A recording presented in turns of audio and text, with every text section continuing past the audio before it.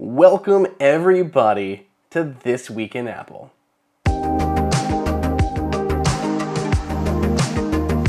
Welcome everybody to Apple Insider. It is Andrew here, and you can find me on Twitter at Andrew_OSU.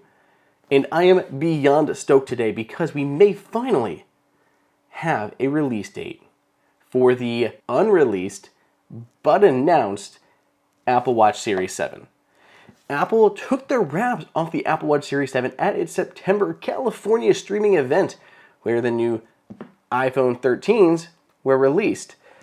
But Apple neglected to say when Apple Watch 7 would hit the shelves. It said later this year or this fall, but that's pretty generic and vague, and left Apple a lot of wiggle room. But we now have corroborating sources that say Apple Watch Series 7 will be released in mid-October. And I know that still feels fairly generic, but there is reason to believe that this may be accurate. John Prosser from Front Page Tech was out saying that he had heard from multiple sources that Apple is planning to release Apple Watch Series 7 and pre-orders set to begin as early as next week, the beginning of October. And Prosser has not always been accurate with release dates, especially as Apple has suffered issues with chip shortages and just production on some of its new products. But the reason why this may be more accurate than others is because Hermes, Apple's partner on the Apple Watch Series 7, has seemingly also confirmed this. In a support email, an Hermes rep said that the Apple Watch Series 7 would be going up for pre-order on October 8th. October 8th is 1 week from today when I'm releasing this video, which would be on a Friday, which pretty much lines up with what Apple would typically do for pre-orders. I'm not sure if they'll announce pre-orders ahead of time, maybe Tuesday or Wednesday, announcing via press release that Apple Watch pre-orders would be starting on Friday, October 8th. That's what I would expect to happen. So maybe we'll see some news early next week on pre-orders for the Apple Watch Series 7 opening up.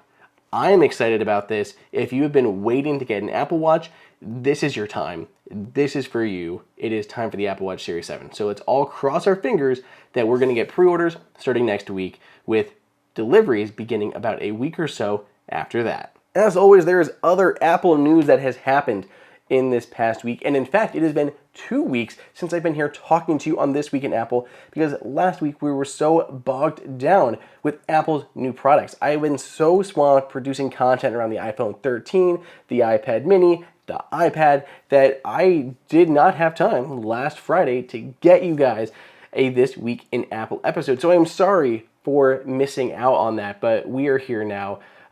If you missed any of our content, go back and check it out. I've done written reviews of the new iPhone 13 Pro and 13 Pro Max. I also have a ton of comparisons out there.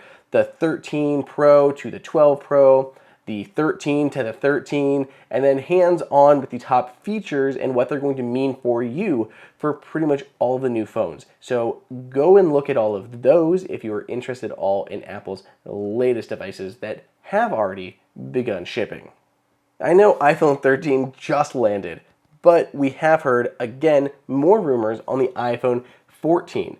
The latest rumors say that iPhone 14 will get a big redesign, which makes sense. Apple following its like flagship, S-year, flagship, with each of the flagships getting a big new redesign. So that would make sense for the iPhone 14 to get a big new redesign, and it looks like it could have a completely flat back, ditching those notorious camera bumps. So that is possible for the iPhone 14. And again, we have heard rumors reiterate that the iPhone 14 mini will not exist. There will be no mini iPhone 14. So if you want a mini device, the iPhone 13 mini, this is your last chance. This guy right here is the last chance you're going to get for a miniature-sized iPhone, at least for the foreseeable future. So if you guys want one, make sure you pick it up before the iPhone 14 comes out. There's no telling if Apple will discontinue it next year or not. Lastly, I wanted to bring attention to the fact that there are going to be over 100 new emoji combinations coming to iOS 15 later this year. The Unicode Consortium has released its latest batch of emojis, and there's over 100 new combinations that will be landing as part of iOS. As soon as Apple releases these, whether they are in beta or in a public release, I will be sure to show you all of Apple's new emojis. So stay tuned for that. I know you guys love your emojis.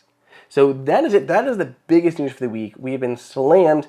Please let me know what you guys think in the comments, or better yet, reach me on Twitter if you have any questions at Andrew_OSU. And stay tuned. I've got so much more content coming your way.